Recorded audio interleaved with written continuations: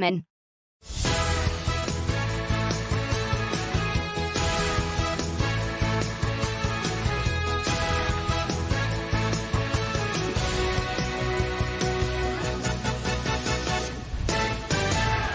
Today on your Loose Women Live.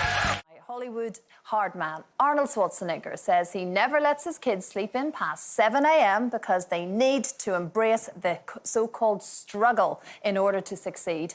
He says, forget this, I want to be comfortable stuff today. Let's just struggle a little bit. I have no tolerance for laziness, apparently. Are you on his side? Are you a little bit like that? You know, it's like, come on, let's go. Let's get out of bed, folks. Let's do this. Are you like that? Or are you like, it's fine, sleep in, I'll make you breakfast in bed? Which way do you go? I don't make them breakfast in bed, but I don't know, like I wouldn't, at the weekends, I won't make them get up if they don't need to get up, but also because then I don't have to get up. If I'm getting them up at 7 at the weekend, I've got to be up.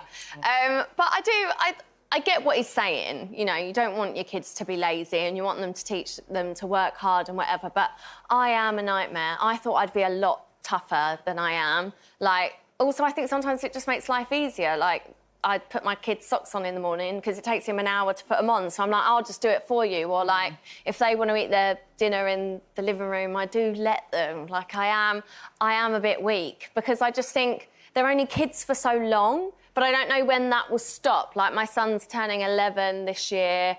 Maybe secondary school, I'll start to push the don't be so lazy, start doing some chores things, maybe. But at the minute, I'm like, do they need to know the bad stuff of the world? They're already at school. They're going to be working for the rest of their lives. Like, give them a break for now. Enjoy this bit. Yeah. I know. Yeah. I'm a bit like that. Do we mollycoddle too much, do you think, Linda? I can imagine you just come on, being I am the guilty biggest of still softie. putting my son's socks on and rubbing his feet for him. It started when he was little. He used to go, Mum, can you put my socks on for me? And then I'd massage his feet as I put his socks on now and again. And I went down to watch Big Brother and I was rubbing his feet last night and he's 32.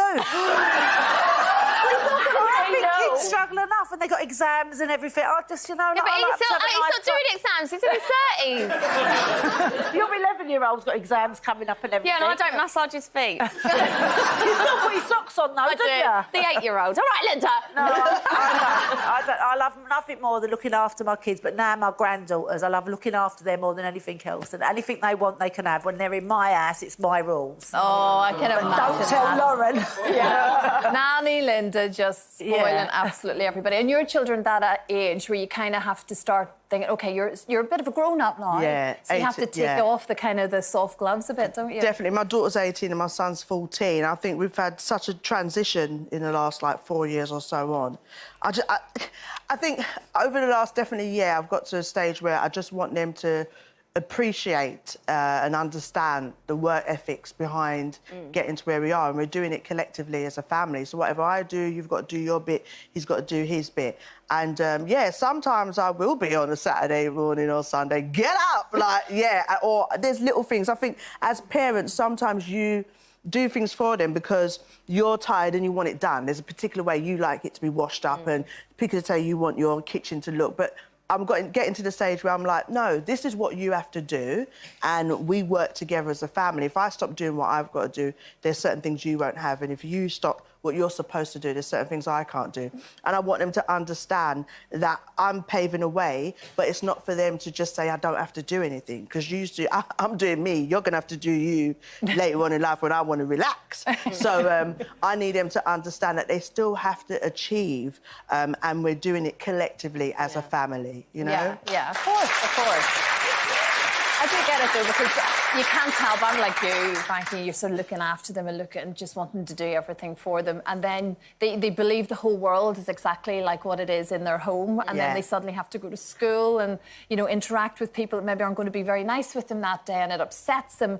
And it is having, I guess, to come up with some sort of boundaries where, yes, we love you very much, but it's not always like that out in the big bad world. There has to be a bit of realistic expectations, isn't it? Because sadly, real life's going to just come in and take the feet out from underneath them at some point because they're going to get hurt. You don't want that either. So I get the struggle bit, but I'm like you.